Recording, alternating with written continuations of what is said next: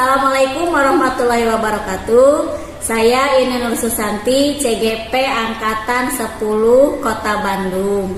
Pada kesempatan kali ini, saya akan mempraktikkan rangkaian supervisi akademik dengan menggunakan paradigma berpikir coaching dan melakukan refleksi terhadap supervisi akademik yang telah dilakukan tersebut.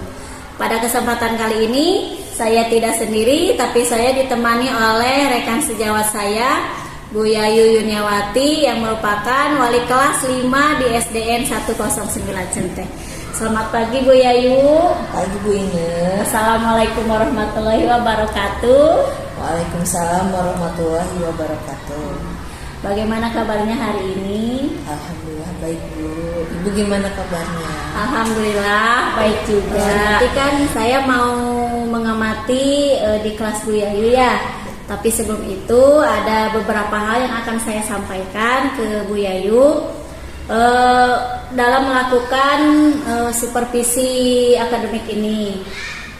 Tujuan observasi ini sendiri adalah untuk meningkatkan kemampuan proses pembelajaran yang Ibu lakukan di kelas. Nah, dengan adanya supervisi akademik ini, kemampuan Ibu dalam proses pembelajaran itu diharapkan lebih meningkat dengan ada masukan, bimbingan, dan pengembangan kemampuan yang sudah Ibu miliki mungkin ya. Itu. Nah, sehingga pembelajaran yang dilakukan Ibu nanti di kelas itu lebih bermanfaat lagi untuk murid-murid kita tentunya ya Bu ya. Amin, mudah-mudahan ya.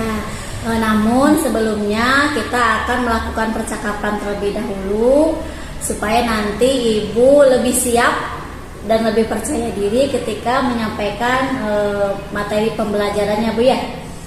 Nah, kemudian apa materi dan mata pelajaran apa yang akan Ibu sampaikan kepada murid-murid Ibu?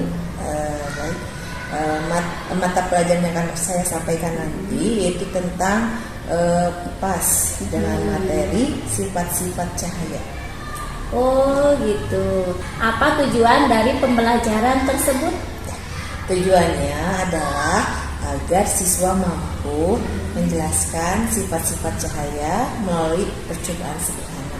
Oh, sepertinya menarik ya materinya. Nah, untuk menyampaikan materi tersebut, apa strategi pembelajaran atau metode pembelajaran yang akan Ibu gunakan? Metode yang saya akan gunakan pada pembelajaran tersebut, saya akan menggunakan metode demonstrasi atau percobaan. Oh, dengan melakukan demonstrasi dan percobaan sederhana. Baik, Ibu, saya ingin Ibu memfokuskan dalam pengamatan diskusi kelompok hasil dari pengamatan yang dilakukan oleh siswa ya Bu ya. Baik, Ibu bisa mungkin nanti menggunakan format yang saya berikan. Ya, baik Bu. Terima kasih. Semoga nanti pelaksanaan pembelajarannya berjalan dengan lancar ya Bu ya. Itu harapan saya. Mudah-mudahan apa yang sudah saya persiapkan bisa berjalan lancar dan sesuai dengan tujuan pembelajaran yang ingin saya capai, anak-anak capai. Baik, harapan Ibu ketika sudah melakukan pembelajaran ini apa?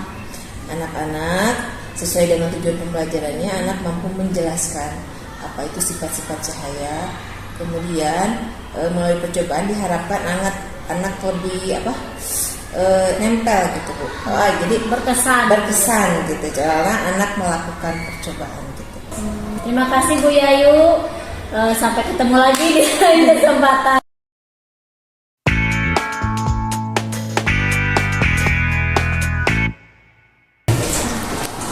Assalamualaikum warahmatullahi wabarakatuh.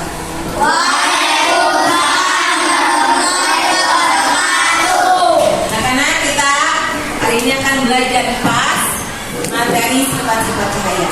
Nah, tujuan pembelajaran kali ini diharapkan kamu bisa menjelaskan tentang sifat-sifat cahaya melalui eksperimen sederhana yang nanti akan kita laksanakan. Selanjutnya, tujuan pembelajaran yang kedua, kamu melaksanakan eksperimen, dipresentasikannya di depan teman-teman saya semua, ya. Nah, Ibu di sini ada PPD-nya, ada petunjuknya. Nanti kamu coba dibaca petunjuknya. Di sini kan ada eksperimen pertama. Ini sudah dikelompokkan. Kelompok 1, kelompok 2, kelompok 3, 4, 5, dan 6. Nanti sistemnya bergiliran. Contoh, kamu ke bagian eksperimen 1 ya, baca ini petunjuknya. Harus ngapain saja, ya, dibaca dulu baru nanti dipraktekkan, ya. Sesudah beres, nanti kamu muter dari kelompok 1 ke kelompok 2. Terus, kalau sudah selesai bareng, beresnya harus selesai bareng, biar muternya bareng. Terus sampai ke kelompok 6. Supaya apa? Semuanya bisa membuktikan tentang sifat-sifat cahaya tersebut. Ya, dimengerti? Alat-alatnya sudah disiapkan? Sudah? Oke, kalau sudah, ini LKPD-nya silakan sambil dibaca dulu. Kamu coba sesuai eksperimennya. Nah, kalau yang eksperimen yang ke-6 itu nanti di sini tidak tertulis.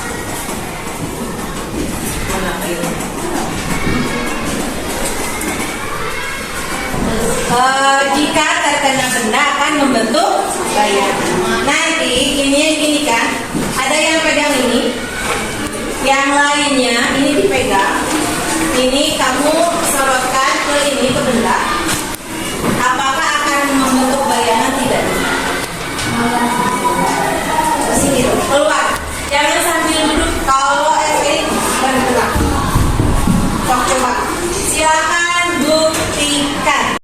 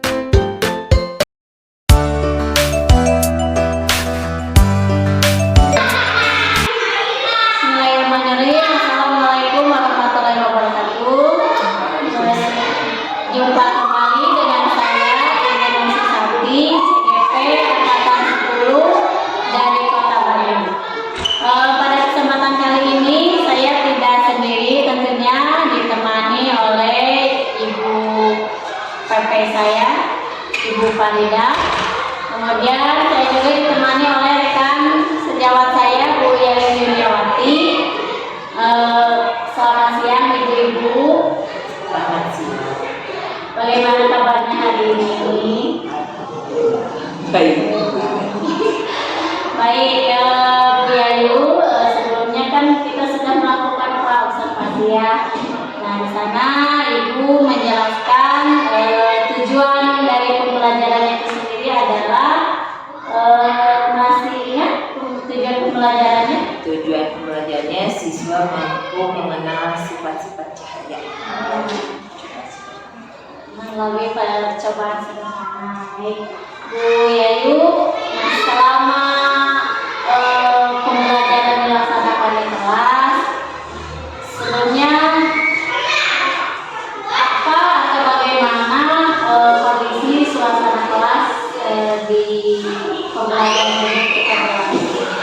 Sebelum Ketika pembelajaran berlangsung di kelas, pas waktu pas suasana di kelas, anak-anak yang happy, terus antusias dan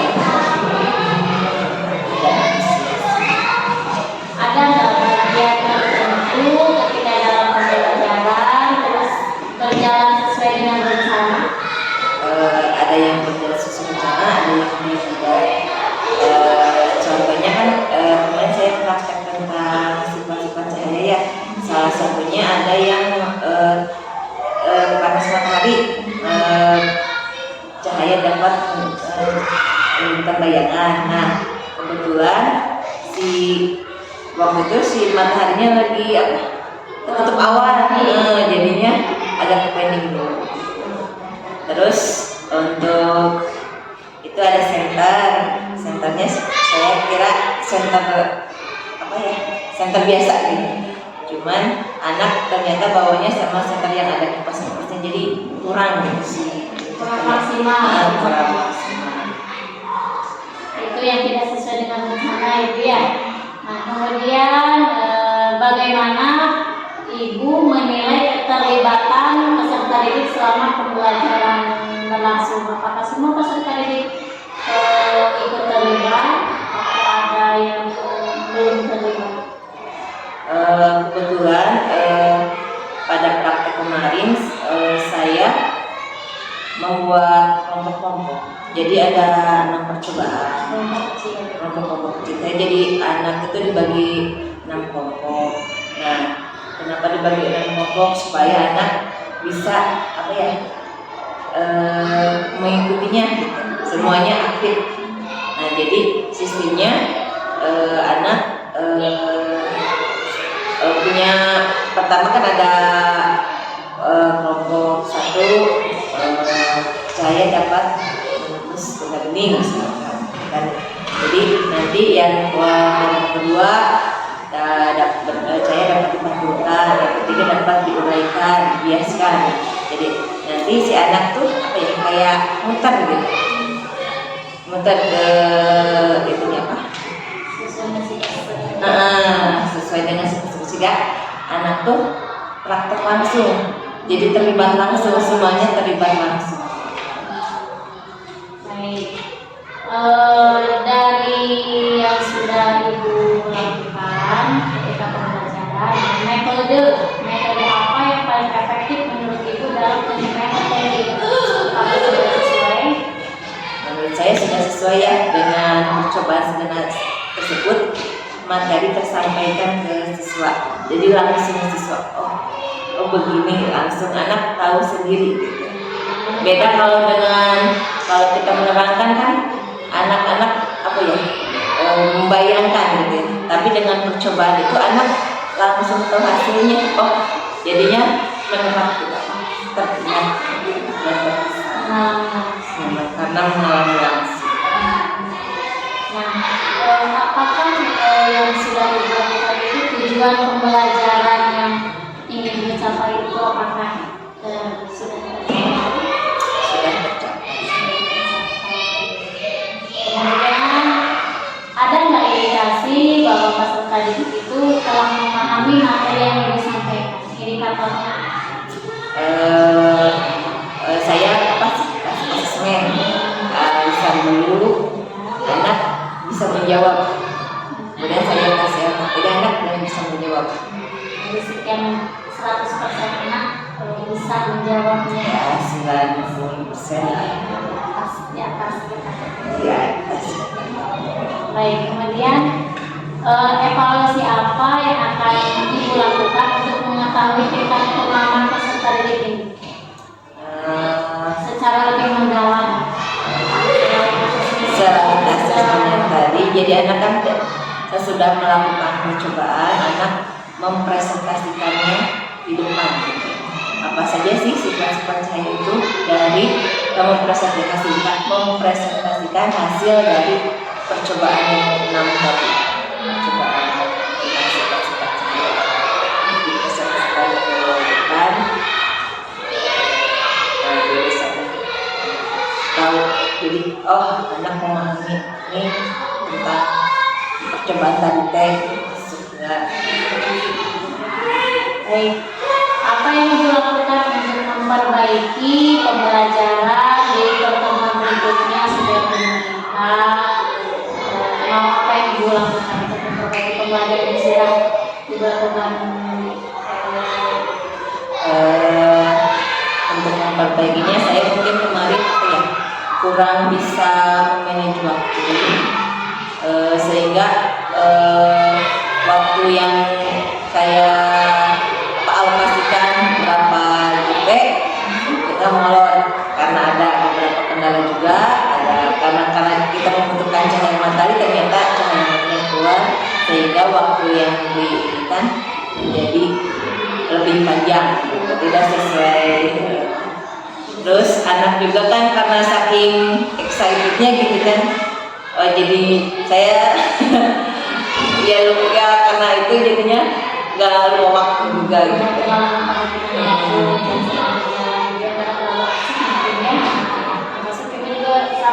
Sama saya juga, iya juga ya gitu. Jadi kalau anak-anak sudah mengenal itu senang juga. Senang juga, jadi kan ibu gitu kan, jadi kan iya. Baik, nah berdasarkan dari pembelajaran yang sudah dilakukan, pengembangan juga yang dilakukan ke depannya dari manajemen waktu mungkin lebih baik lagi. Semoga nanti ke depannya bisa lebih baik lagi dalam manajemen waktu, seasik apapun, semenarik apapun ketika pembelajaran, karena mungkin harus ada yang disampaikan lagi ya Bu, pembelajaran berikutnya. Mungkin itu saja pasca observasi yang saya sampaikan dengan rekan saya Ibu. Semoga kedepannya lebih baik lagi. Terima kasih. Assalamualaikum warahmatullahi wabarakatuh.